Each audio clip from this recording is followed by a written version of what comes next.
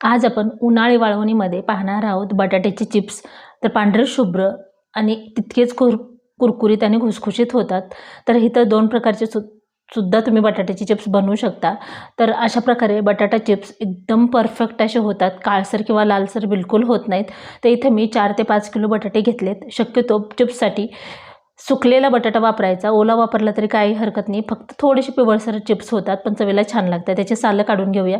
सकाळी मी उठल्यानंतर 5 वाजता हे बटाटे पाण्यात टाकले होते.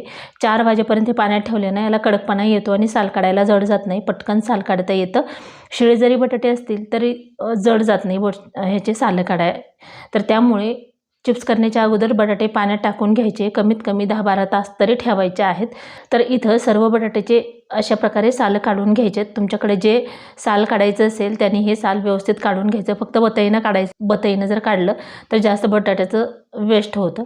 तर ही बघा, अशा प्रकारे सर्व बटाट्याचे सालं काढून घेतलेत. पांढरे शुभ्र बटाटे झालेले आहेत, तरी पण याला 1-2 वेळा धुवून घ्यायचं आणि त्याच्यानंतर याला तुमच्याकडे जी खिसणी आहे किंवा ज्याने चिप्स छान निघतात त्यांनी हे चिप्स तयार करायचे. ते बघा, माझ्याकडे अशा प्रकारे आहे खिसणी, त्यांनी मी तयार करते. खूप जाड पण नाही करायची, खूप पातळ पण करायचे नाही. अशा प्रकारे जर केले तर चिप्स अतिशय छान असे होतात, पांढरे शुभ्रसुद्धा होतात. तर हे पूर्ण चिप्स तयार करून झालेले आहेत. तर इथं मी रात्री चिप्स केलेले आहेत, म्हणजे 4-5 वाजता तयार करून घेतलेत.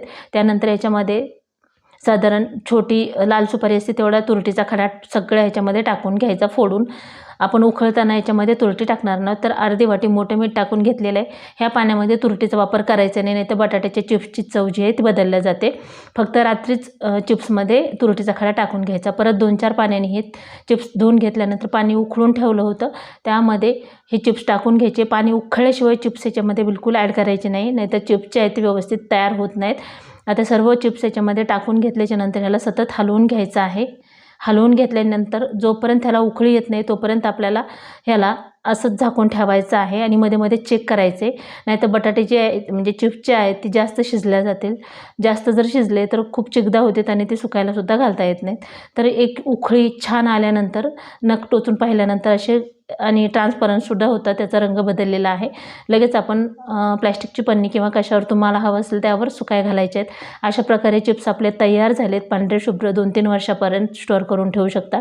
मिडियम गॅसवर तेल गरम करून घेतले आणि टाकल्यानंतर लगेचच असे तळल्या जातात, लगेच काढून घ्यायचे आहेत. तर पांढरे शुभ्र आपले हे तेल कडकडीत गरम झाल्याच्या नंतर लो फ्लेम किंवा मीडियम फ्लेम करून घ्यायची आणि टाकल्याबरोबर असं झाऱ्या घेऊन याला थोडंसं हलवून घ्यायचं. एक ना एक बटाट्याचं चिप्स तळलं की लगेच काढून घ्यायचं आहे. तर अशा प्रकारे परफेक्ट बटाटा चिप्स आपले तयार होतात. पूर्ण रेसिपी पाहिल्याबद्दल धन्यवाद.